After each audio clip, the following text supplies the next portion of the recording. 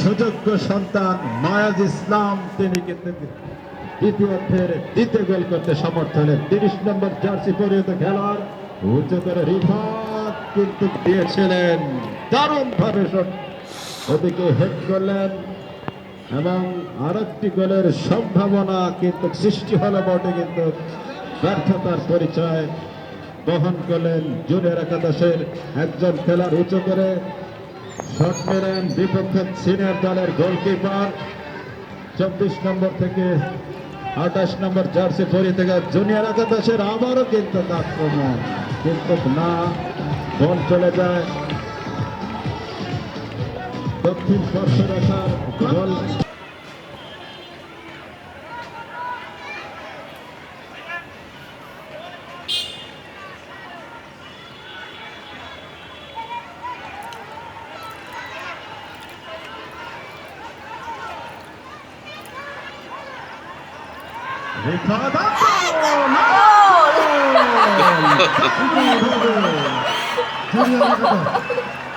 মিঠুন বোধহয় ৮ নম্বর জার্সি পরিহিত খেলোয়াড় দ্বিতীয় গোল কিন্তু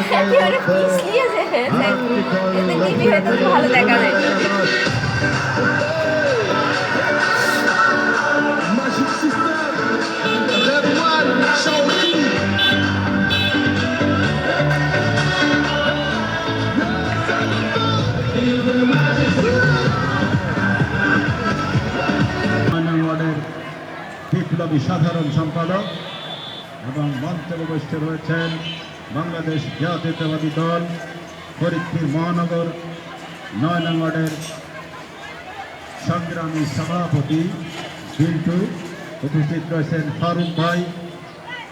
আমি অনেকের নাম জানার কারণে সকলের নাম বলতে পারিনি, এই জন্য দুঃখিত।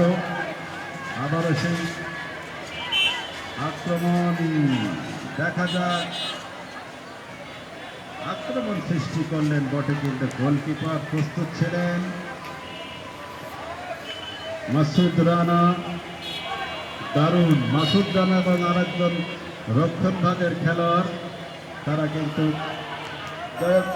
ফাউলের সংকেত।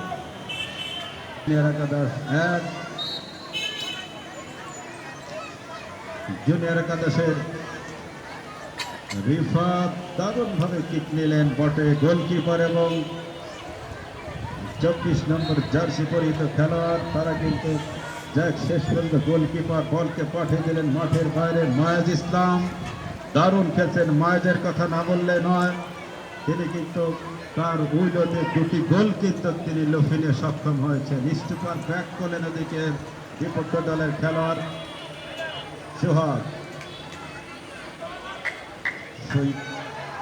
আক্রমণ দেখা দিকে স্টার করলেন ২০ নম্বর জার্সি পরিহিত খেলা দারুণ